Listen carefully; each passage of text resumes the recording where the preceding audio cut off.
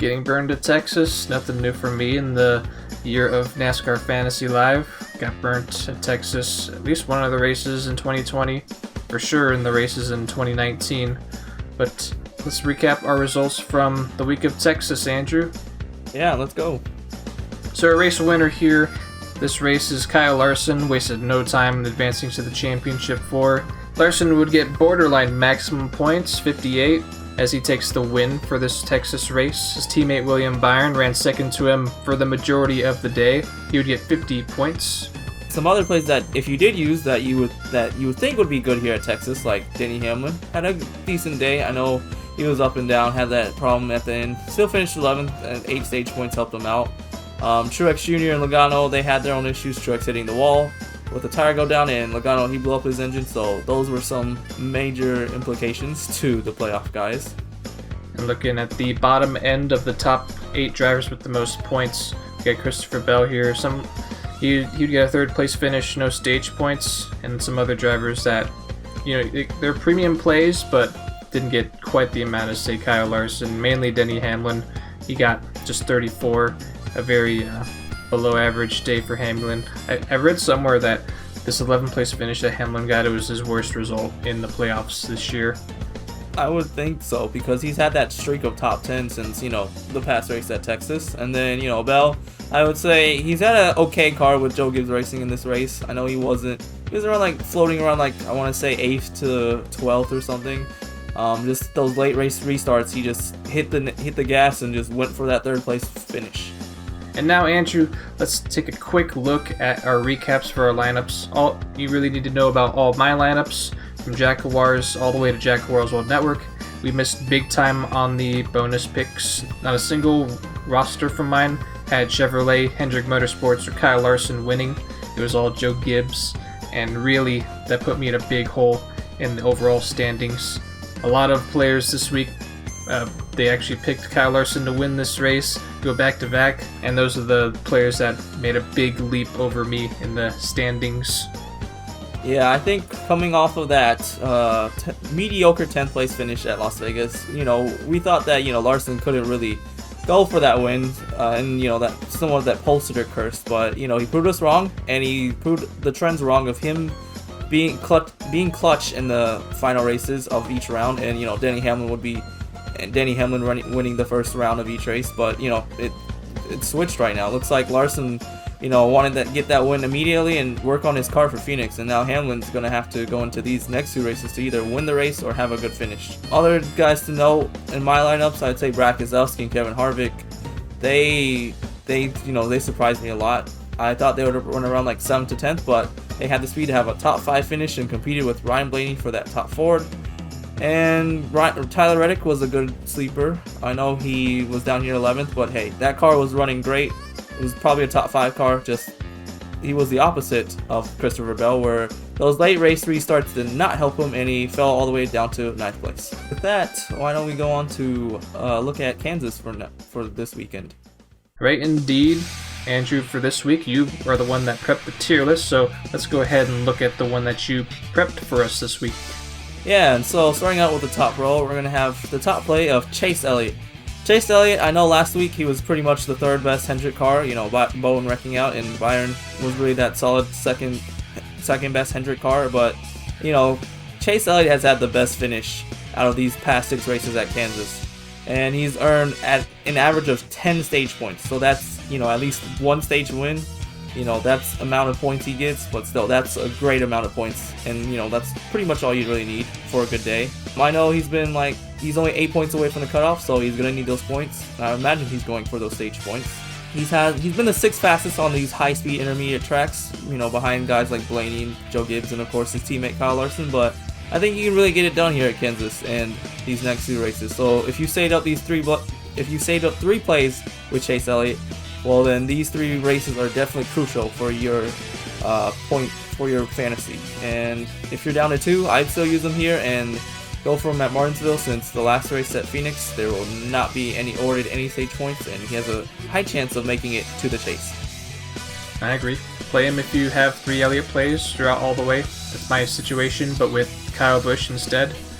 With Kansas, it's going to be a pivotal race for Chase Elliott to get enough points before, say, he goes potentially into a must-win situation at Martinsville.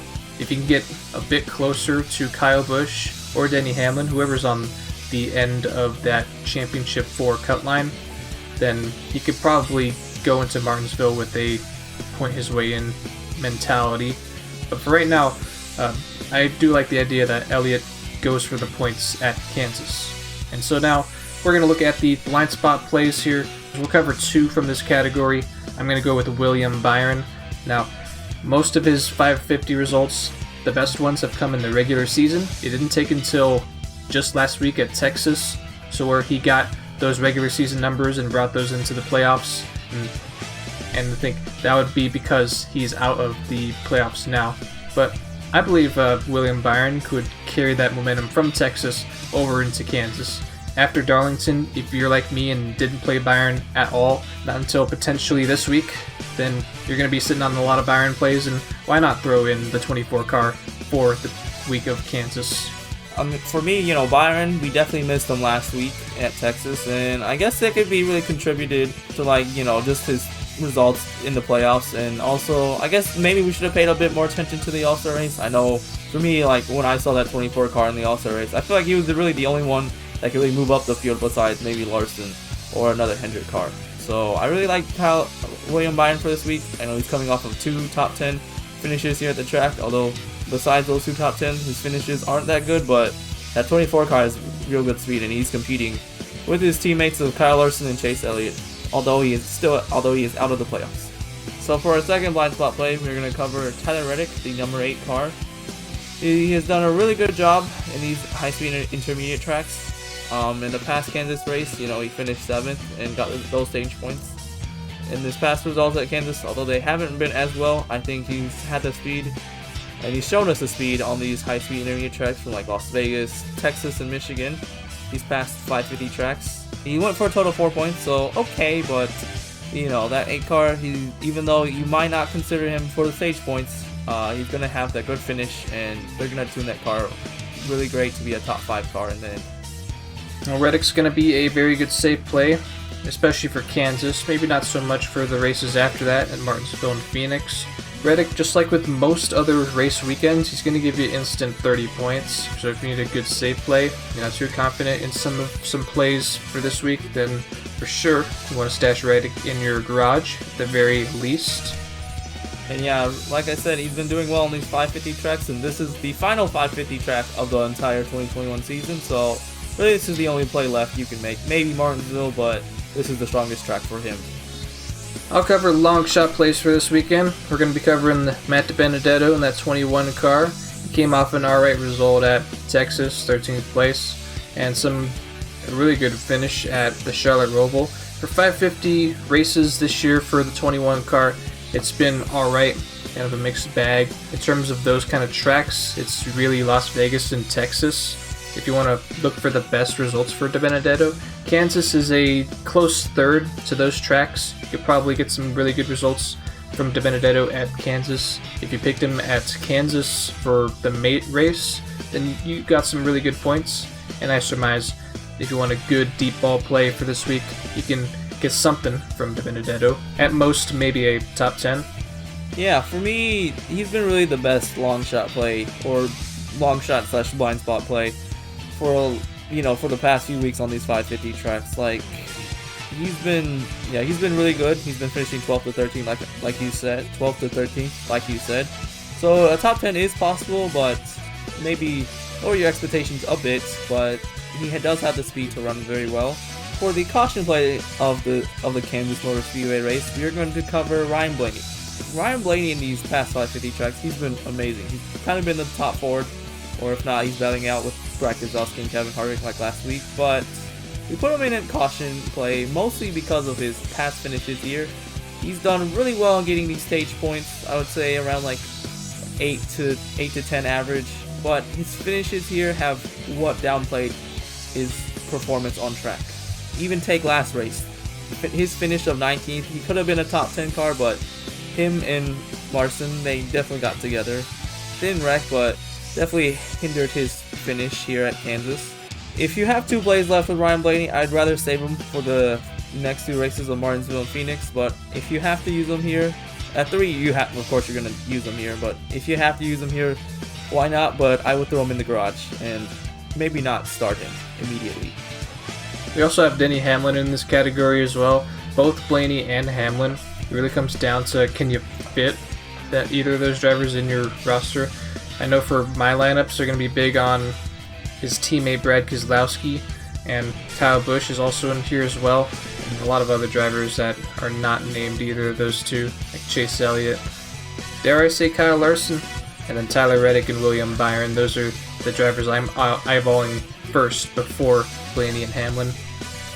I know Hamlin, he's won 2 races from 2019 to 2020, but this past finishes, he's kind of like the Blaney in a way. Like, he's done really well on track, he's got them stage points, but his finishes have been disappointing. At 12th and 15th, that's not bad, but considering what his equipment is, he should be getting these top 10 finishes, top 5 finishes. But, you know, he's had some kind of incidences at the end. You know, last race he was racing hard, ended up hitting the wall, ended up coming to finish that 12th place. But yeah, I'd rather trust Hamlin on the 750 tracks, which are the next 2 races and the last 2 races in the season. I'll wrap up our tier list by me covering the avoids. We're going to avoid Martin Truex Jr. for this weekend.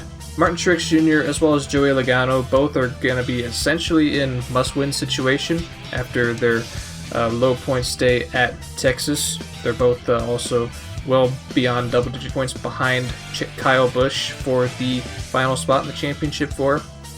But never mind the point situation. 550 has been either hit or miss for Truex all year long.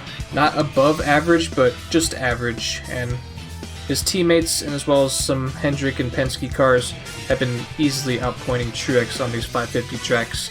If you're at 1 play left, even at 2 plays left, I would say use up all of your plays starting next week at Martinsville. Like you said, he's in that must-win position, so I know, like we said with the playoff guys, the Champ 4, when you get to Phoenix, no stage points, but looks like Truex is not really going to be in that Champ 4, so he's going to get you stage points because, well, yeah, because of that. And I think he really runs well at Phoenix. You know, he won the race, the last race that we went to Phoenix. They always say Martin Truex Jr. is the king of short tracks, or these, you know, these 750 tracks. And you can really see it as he won at Richmond. He's done really better at those tracks. With those 2 plays, I agree. You just got to save him for the last 2 races. So that's what we think about our tier lists. Now, like we do every week, time to set some lineups here, Andrew. You can kick things off with some of the lineups you're about to set. Yeah, for most of my lineups, I think I'm really just going down with a few musts, or like building around these kinds of drivers. So Kyle Busch, Brad Keselowski, Kevin Harvick are definitely some guys I want to build around. Even if you're at that last play with me, I have a last play with Kyle Busch. So if you're down to your last plays with Kyle Busch and Kyle Larson, I would just use them here because they've been really good at 550, and you don't have to worry about the 750 uneasiness or uncertainty. And, you know, if they do make it into the Champ 4, you won't have to worry about... You could get more points for, you know, the stage points this week than you will get at the Champ 4. Other guys I'd also consider, William Byron is also another guy that's really popular among my lineups, you know, after last week. And, you know, even Las Vegas, his speed is just incredible, and I think he can come out here to get a top 5. Although he did finish 8th, really not as well. I think they've just built upon their 550 package and can really contend for the win or be a top 5 car. And then another thing for me, I'm going to throw in Tyler Reddick. He's been the sleeper on these 550 tracks, and, you know, last week he was a top 5 car, and I think he will, you know, he might get the same result, 11th place finish or top 10 last week, but I think barring a late race caution, those really just hurt the Chevrolets from what I've seen. I think he can get you a top 10 and some decent stage points, so around 8 to 10 from what I see. A lot of my lineups are pretty similar to what you just mentioned, Andrew. I'm going to have Brad Keselowski, Kyle Busch. Then I'm also throwing in a few more bulk plays with William Byron and Tyler Reddick. And Jackuwarz 1, we're pairing the both of them there. We're going to go a bit aggressive with the remaining of this lineup. We got Kyle Larson in here as well, just to try and make up points from Texas. And we're also going to throw him in as race win as well for the bonus picks. And I don't have Ryan Blaney in this lineup, but we'll consider the possibility that he can get something decent out of Kansas and go for top forward. I'm not going to spend a usage for this race, but to have a Ryan Blaney play related for this week would be nice. I actually don't have a whole lot of Kevin Harvick plays amongst all my lineups. You're only going to find that in my no Chevy lineup. The rest, I feel, if you're going to play non-playoff drivers, you should start with BYRON and Reddick first. Okay, that does make sense since they were running faster than Harvick, I would say. But, you know, Harvick is pretty decent up there. For top 4, yeah, I can see you using Blaney as being the top 4 and not throwing him in the starters or the garage. Because that right there, top 4 I think is the most competitive for this weekend. Between Brad Keselowski, Blaney, and Harvick, those 3 are going to be really competitive for the top 4. I think top Toyota, it's going to really go down to Kyle Busch. Maybe he gets a challenge from Hamlin or Truex Jr., but I think Kyle Busch just really, he's been the dominant Toyota on these 550 tracks. Unless, you know, Hamlin wants to try and pull something to win this race. And then, you know, top Chevrolet, yeah, just throw in Larson. Don't really worry about it. Between him and Chase, I think really Larson still goes out and tries to win this race. I'm throwing Larson in regardless. He better give me the big hefty points that everybody got last week at Texas. The rest of my bonus picks, they're all going to be mainly Larson. I have only one bonus pick that's not Chevrolet and Hendrick Motorsports. That's going to be with WastElliott. I got Kyle Busch winning. Besides Kyle Busch, I'd see Larson potentially dominating this race as well. He's going to have the pole position for Kansas. I agree with, you know, putting that one Kyle Busch winner pick and top Toyota pick in one of your lineups. I'm doing that in no Chevy. We're also putting guys like Christopher Bell, Matt DiBenedetto, and Briscoe, the guys we mentioned. If you're running low on some of these plays like Logano, Martin Truex Jr., Denny Hamlin, if you want to save for the 750, by all means go ahead, and that's what I'm going to be doing in my no Chevy lineup. Yeah, I'd say even out the usages for your no Chevy lineup. I got Keselowski, Harvick, Hamlin, Kyle Busch, Christopher Bell, and DiBenedetto for there. And then I'll have a decent enough lineup to put together for Martinsville and then for Phoenix. But that's what we think about our lineups. The Hollywood Casino 400 at Kansas Motor Speedway takes place Sunday, October 24th at noon Pacific Standard Time. That's 3 p.m. Eastern Standard for the East Coast viewers. The race after Kansas is going to be taking place at Martinsville. There at Martinsville is going to set the championship for after that race concludes. And yeah, for Martinsville, I hope it's less crazy, but then again, Martinsville, you can never expect chaos there, or you can pretty much expect chaos there. Regardless, enjoy the race weekend at Kansas, everybody. Thank you for watching this video as always. Catch you next time.